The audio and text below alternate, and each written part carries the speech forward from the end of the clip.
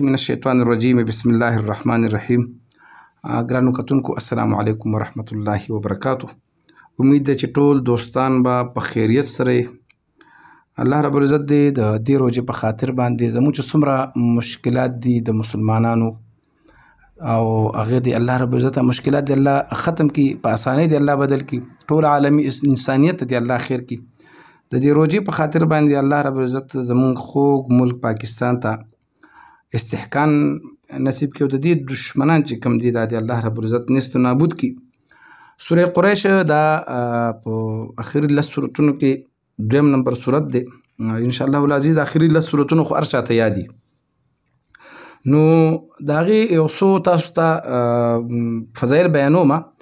سوره قریش چې کوم دی دا په رزق کې برکت دپاره، سفر کې برکت دپاره، کامیابۍ دپاره، د یرې نه یا د جادو نه د نجات دپاره،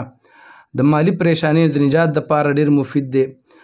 څوک چې بهر ملکونو کې وي، ملازمت په سلسله کې تللی وي او یا په خپل ملک کې دننه وي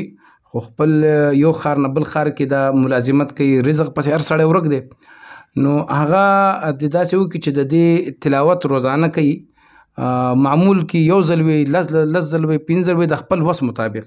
نو ان شاء الله العزیز الله رب العزت به په رزق کې برکت واچي، په سفر کې به برکت واچي، جادو به د باندې اثر نه کوي، مالی پریشانیانې به ختمیږي. خجی د دې یو ډېر بل بهترین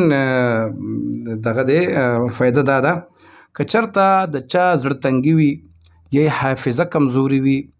یا چا زهر خوړلی وي یا داسې شی خوړلی وي چې هغه د دپاره معده وله خرابه کړي او نقصان وررسوي یا پې چا څه خوړلی وي، نو هغه دپاره ډېر بهترین دی که زعفران ورسره دا سوره قریش ولیکل شي او دې بیمار ته یې په نهره باندې ورکي، اوبو کې حل کړي او ورکي ورته، ان شاء الله العزیز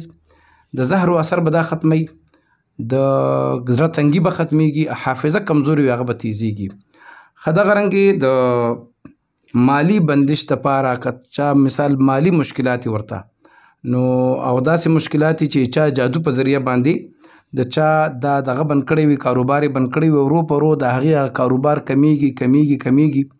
نو که روزانه 72 مرتبه سوره قریش وایي نو ډېر بهترین دی. او د دې دپاره چې کوم دی د ماخوستن لمونځ نه پس هم دا ویلی شي. خو سوره قریش ضروري نه ده چې ما کوم تعداد وي چې همدا یو ځل دته څومره ټایم میلاویږي، یو ځل، 2 ځل، 10 ځل، 20 ځل، نو د مالی بندش دپاره ډېر بهترین دی. دغه رنګې جي یو بل طریقه کار دی، بعضې وخت کې ودونه کوي یا څوک چاله پروګرام وکړي او هغه میلمانه بعض مثال لکه واده کې یا چا په میلمستیا کې خلکو ته خلک وایي چې تاسو 10 کسان راشي، هغه په 20 راشي. بعضې وخت کې د دوی اندازه غلطه ثابت شي چې دوی وایي چې یاره دومره روټۍ دومره کسانو له پوره ده، خو چې میلمانه راشي دوی چې وګوري د دوی دا خیالي شک پیدا شي چې هسې نه دی میلمنو ته د ډوډۍ کمه شي. نو د هغې دپاره د برکت دپاره دومره بهترین صورت دی دا که چېرته د دوی څه دا یره پیدا شي، یره نه وي نو ښه خبره ده، ځکه چې زیات شي نو ښه خبره ده، چې کمه شي نو بیا په هغه ټایم کې څوک چېرته چاله کم ځای نه راوړي، نو هغه دیګونه چې کوم دي هغې سرونه دې په کپړه باندې بند کړي او 3 ځلې سوره قریش لإیلاف قریش ایلافهم رحلة الشتاء والصيف فليعبدوا رب هذا البيت الذي أطعمهم من جوع وآمنهم من خوف. دا دی ووایي او په هغه خوراک په سیزونو دې دم کړي. ان شاء الله العزیز کم خلک چې د دوی په زړه کې چې هته به ونه رسي، دا بالکل د الله د کلام د برکت د وجې نه تاسو ته ګارنټۍ سره وایم، د اعتماد سره وایم چې ان شاء الله العزیز هغه رزق به د هغوی نه سیوا کېږي او کمیږي به نه.